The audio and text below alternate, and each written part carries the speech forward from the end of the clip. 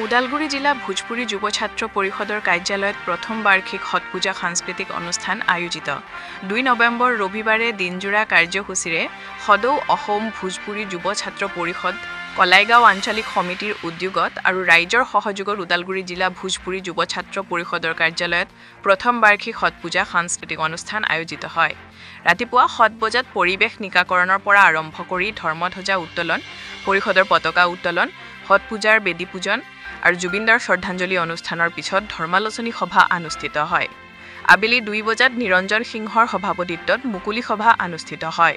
মুকলি সভাত বিশিষ্ট অতিথি হিচাপে উপস্থিত থাকে কলাইগাঁও সমষ্টিৰ বিধায়ক দুৰ্গা দাস বড়ো, মুদৈবৰী সমষ্টিৰ পাৰিষদ দিগন্ত বৰুৱা, কলাইগাঁৱৰ বিভিন্ন ছাত্ৰ সংগঠনৰ প্ৰতিনিধি, ভয়ু চাওপৰ উপদেষ্টা সুদামা চৌহানকে আদি কৰি কলাইগাঁৱৰ সমূহ হট পূজা সমিতিৰ বিষয়ববীয়া।